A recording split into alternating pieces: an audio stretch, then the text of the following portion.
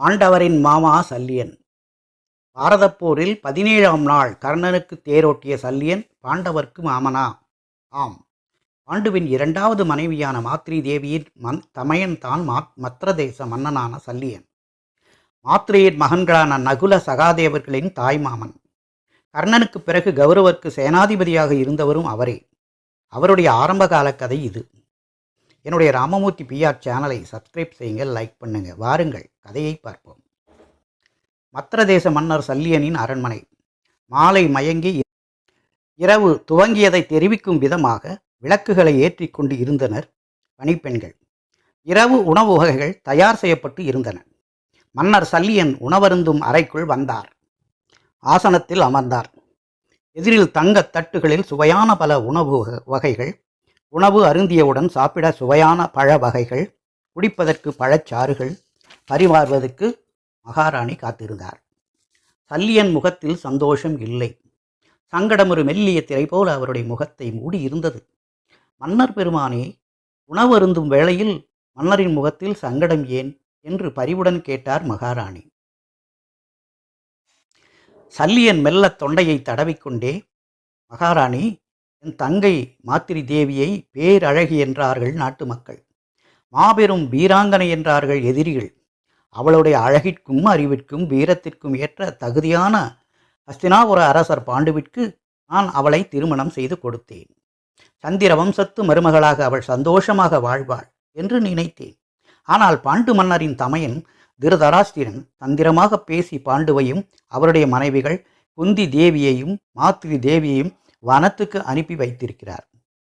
மென்மையான பாதங்கள் நிலமகள் மீது படாமல் செல்லமாக நான் வளர்த்த என் அன்பு தங்கை மாத்ரி தேவி தன்னுடைய கணவருடனும் குழந்தைகளுடனும் கொடிய விலங்குகள் வாழும் அடர்ந்த வனத்தில் கஷ்டப்பட்டு கொண்டிருக்கிறாள். என்னுடைய மகள் போல் வளர்த்த என் செல்லத்தங்கை கல்லும் முள்ளும் நிறைந்த வனத்தில் கஷ்டப்படும் போது நான் எப்படி மகிழ்ச்சியுடன் உணவு உட்கொள்ள முடியும் என்றார். அதை கேட்ட மகாராணி, மன்னர் பெருமானே, நாளை வனத்திற்கு சென்று உங்கள் தங்கையையும் குழந்தைகளையும் இங்கு அழைத்து வாருங்கள். இரவில் உணவு அருந்தாமல் இருப்பது உடலுக்கு நல்லதல்ல. இப்பொழுது உணவு உண்ணுங்கள் ஐயனே என்றார் கனிவுடன். மனைவியின் மன சங்கடத்தை போக்க சிறிது உணவு அருந்திவிட்டு எழுந்தார் மன்னர் சல்லியன். காலையில் எழுந்ததும் தங்கையும் அவளுடைய குடும்பத்தினரும் இருந்த வனம் நோக்கி தேர்களில் பாதுகாவலருடன் புறப்பட்ட மன்னர் சல்லியன் காட்டில் பாண்டுவும் அவருடைய குடும்பத்தினரும் இருந்த குடிலுக்கு வந்து சேர்ந்தார். பட்டாடையும் பல வகை அணிகளும் அணிந்து ஆடம்பரமான அரண்மனையில் எழில் கொஞ்சும் தேவதையாக வலம் வந்த தன்னுடைய தங்கை மாத்ரி எளிமையான ஆடைகளை அணிந்து குடிலில் இருந்த நிலை கண்டு அண்ணன் சல்லியனின் அன்பு நெஞ்சம் கலங்கியது. வழக்கமான உபசரணைக்கும் உரையாடலுக்கும் பின் மன்னர் சல்லியன் தன் மைத்துனர் பாண்டுவிடம், அரசே, நீங்கள் குடும்பத்துடன் என்னுடைய அரண்மனைக்கு வந்து சிறிது காலம் தங்கியிருந்து விட்டு செல்ல வேண்டும் என்று வேண்டிக் கொண்டார். மன்னர் சல்லியனின் வேண்டுகோளை கேட்ட பாண்டு, பத்ரதேச மன்னர் என்னை மன்னிக்க வேண்டும்.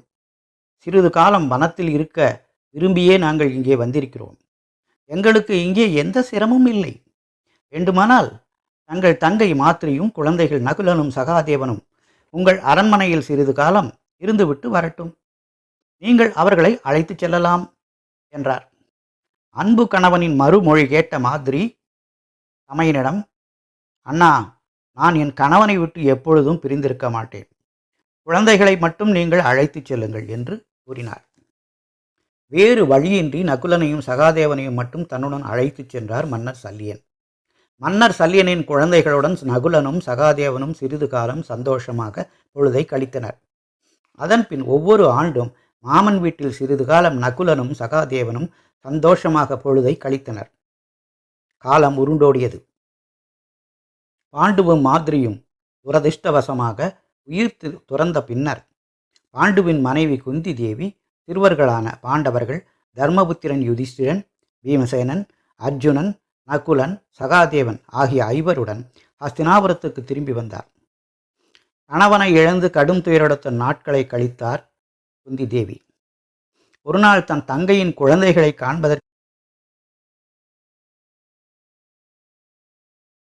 காண்பதற்காக மன்னர் சல்லியன் ஹஸ்தினாபுரம் வந்தார். சிறிது நேரம் குந்தி தேவியிடம் நலம் விசாரித்த பிறகு, அம்மா குந்தி தேவி, தாய் தந்தை இருவரையும் இழந்த நகுலனையும் சகாதேவனையும் கண்டு என் மனம் மிகவும் வருந்துகிறது. மூத்தவன் பட்டத்துக்குரியவன் என்ற முறையில் யுதிஷ்டிரன் மன்னனாகும் வாய்ப்பு இருக்கிறது. என் தங்கையை நான் மிகுந்த அன்புடன் வளர்த்தேன். அவள் மகன் நகுலனை என் நாட்டுக்கு இளவரசனாக ஆக்க விரும்புகிறேன். எனக்கு பிறகு மத்ரதேசத்துக்கு நகுலனே மன்னனாக வேண்டும் என்பது எனது விருப்பம். அதுதான் என் தங்கைக்கு நான் செய்ய வேண்டிய கடமை என்றார் மன்னர் சல்லியன். மன்னர் சல்லியன் கூறியதை கேட்டுக்கொண்டிருந்த நகுலன், மாமா, பெரியவர்கள் நீங்கள் இருவரும் பேசிக்கொண்டிருக்கும் போது இடையில் நான் குறுக்கிடுவதற்கு தயவு கூர்ந்து மன்னிக்க வேண்டும். நாங்கள் சகோதரர்கள் ஐவரும் உடலால் ஐவராக இருந்தாலும் உள்ளத்தால் ஒருவராகவே இருக்கிறோம். தந்தைக்கு நிகரான தர்மபுத்திரர் யுதிஷ்டிரர், பாசத்தை காட்டுவதில் இமயத்துக்கு நிகரான பீமண்ணா, அன்பின் திருவுருவமான அர்ஜுனண்ணா ஆகிய தமையன்களை மூவரையும் விட்டுவிட்டு பிரிந்து எங்களால் இருக்க முடியாது. மத்ர தேசத்தில் உங்களுடன் நானும் சகாதேவனும் வந்துவிட்டால் எங்கள் தமையன்களை நாங்கள் தினமும் எப்படி பார்க்க இயலும்? மேலும் உங்களுக்கு மகன்கள் இருக்கிறார்கள். எங்களின் சந்தோஷத்திற்காக உங்கள் மகன்களின் உரிமையை நாங்கள் பறிப்பது நியாயமாகுமா? தர்ம நெறி தவறாதவர் பாண்டு. அவருடைய புத்திரனாகிய நான் நியாயம் தவறலாமா? நீங்கள் எங்கள் மீது வைத்திருக்கும் அன்புக்கு நாங்கள் என்றென்றும் கடமைப்பட்டவர்கள். மாமா, தயவு செய்து நீங்கள் என்னை மன்னிக்க வேண்டும் என்றான். நகுலனின் வார்த்தைகளை கேட்ட மன்னர் சல்லியன், உங்களின் ஐவரின் நேசத்தையும் கண்டு நான் மிகவும் மகிழ்ச்சி அடைகிறேன். அடிக்கடி இந்த மாமாவை வந்து பார்த்தால் மனதுக்கு மிகவும் ஆறுதலாக இருக்கும். நான் இப்பொழுது புறப்படுகிறேன். அம்மா குந்தி தேவி, வருகிறேன் என்று கூறி விடைபெற்று கொண்டு தேரில் ஏறி பத்ரதேசம் நோக்கி புறப்பட்டார். இந்த காணொலியை பார்த்ததற்கு நன்றி. என்னுடைய ராமமூர்த்தி பிஆர் சேனலை சப்ஸ்கிரைப் செய்யுங்க, லைக் பண்ணுங்க, ஷேர் பண்ணுங்க. வணக்கம்.